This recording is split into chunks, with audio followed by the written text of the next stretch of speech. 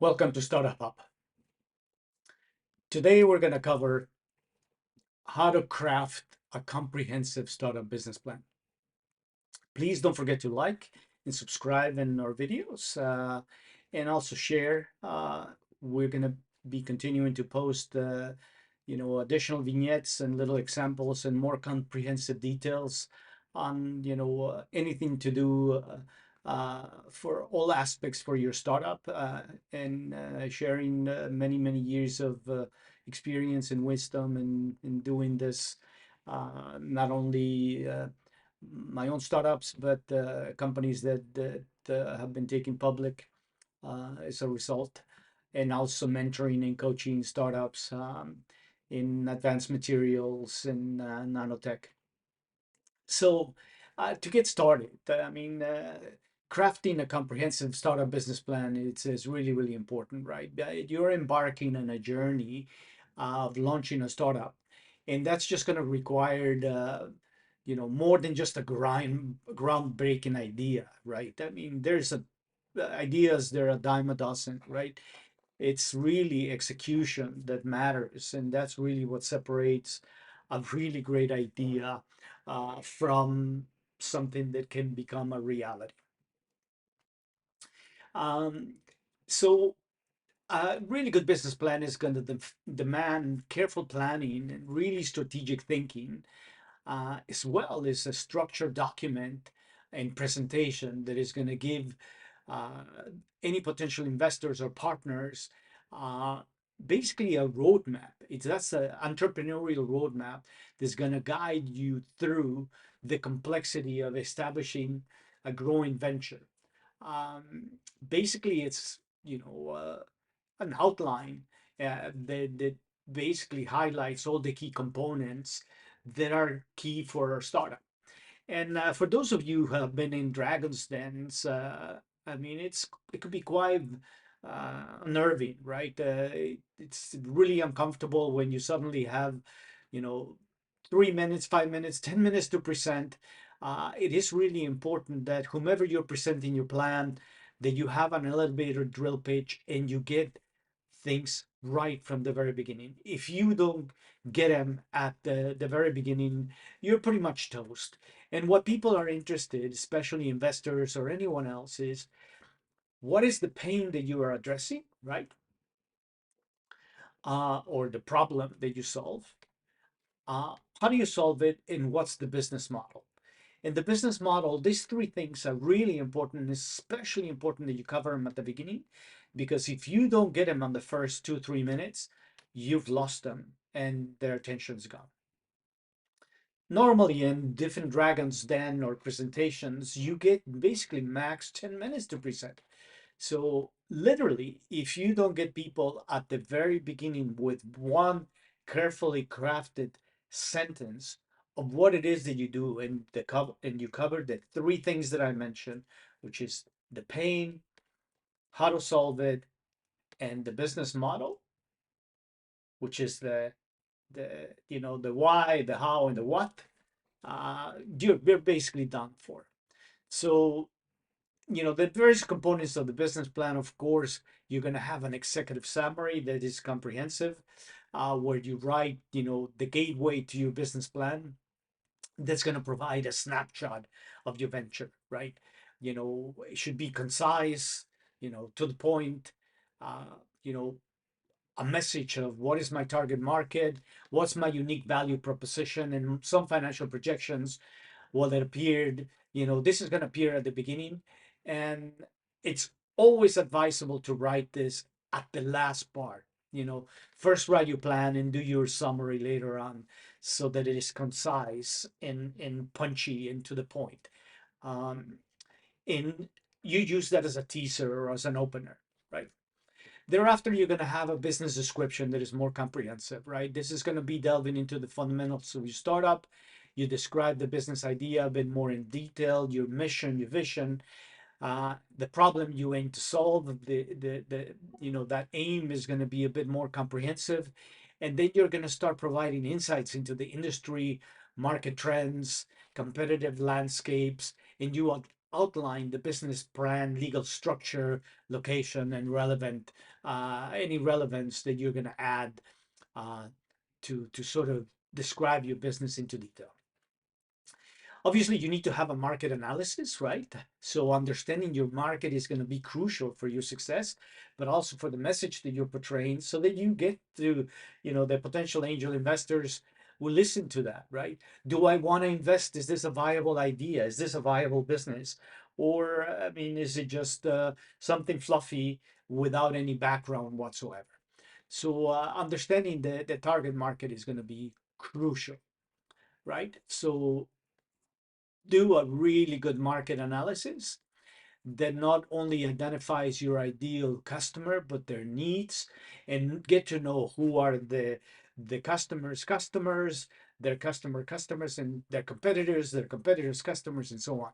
So you need to know the market inside and out, and really analyze and provide that analysis in a way to discern your strengths and weaknesses relatively to the existing players, in a way that you can compare, and how you're going to be unique. And then this is going to be the information that you use to develop that compelling value proposition that is going to set you apart from the competition, because they can otherwise say, well, why you? And there's a question that potentially investors can ask. It's like, well, I have another similar concept. Why should you be? Why is yours better? And you need to have these answers basically rolling at the tip of your tongue, so that that gives you credibility.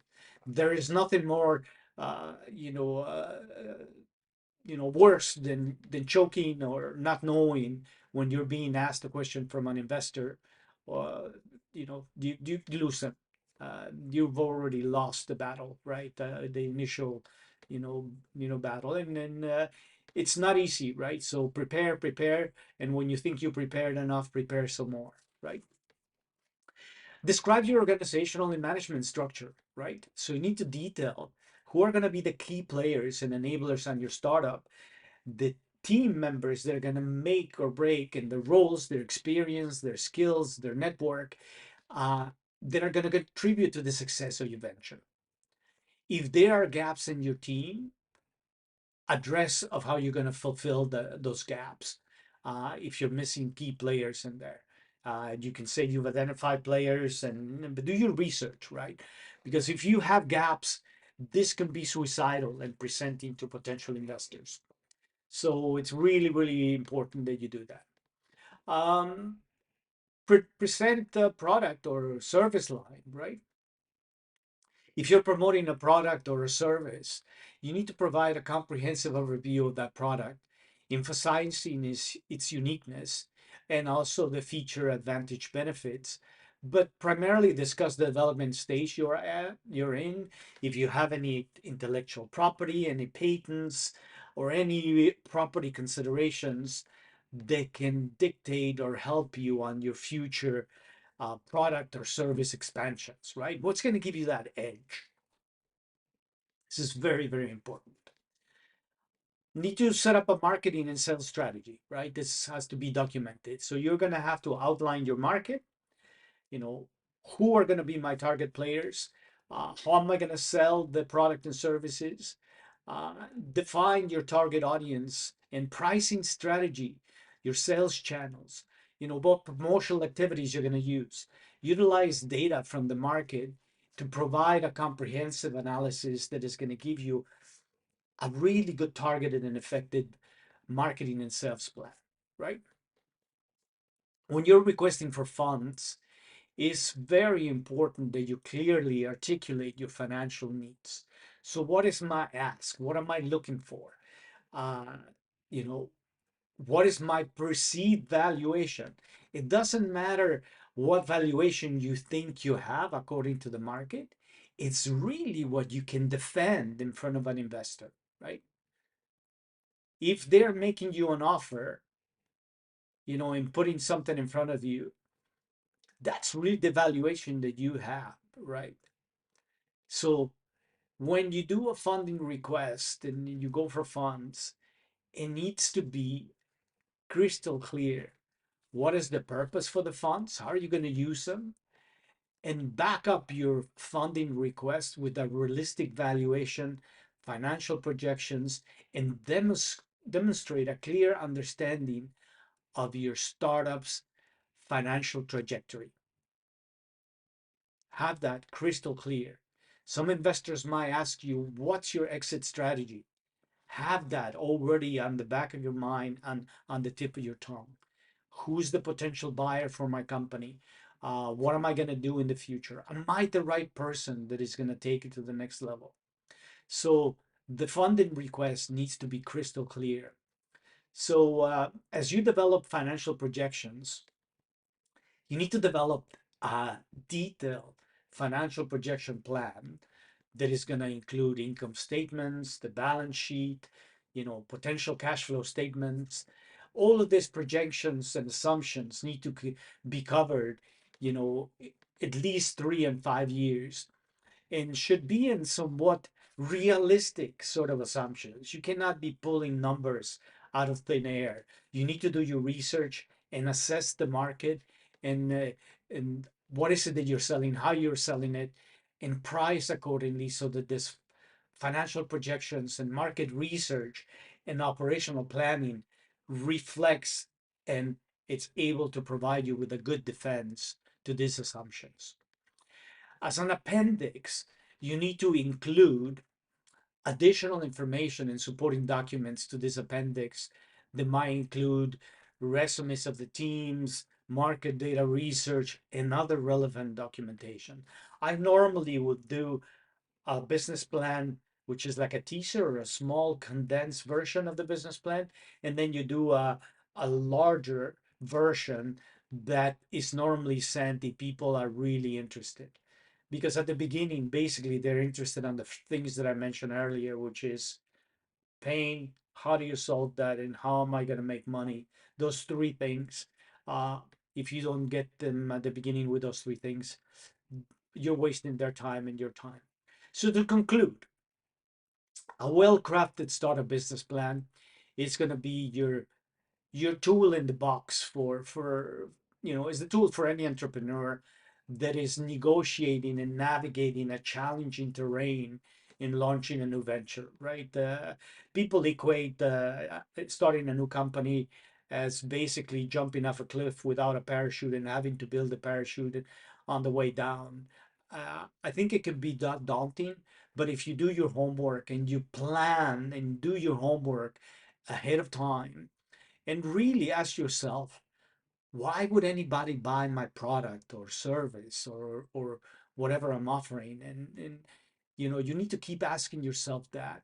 Then you're gonna do well. So make sure that you understand that this roadmap or tool for entrepreneurs will only come by you thoroughly addressing and assessing each section, from the executive summary to the financial projections, so that you can present this compelling case to the investors, partners, and to yourselves, right? Uh, a, a thoughtful business plan not only help you secure funding, but also will serve as a dynamic guide that's going to be helping you adapt to the business and evolving needs of a startup, as it grows, thrives in a business and competitive landscape. So please prepare, as I said, and when you're done preparing, prepare some more, um, and keep asking yourself that very, very question: why would anybody buy my product or service? Um, Thank you. Please subscribe and share.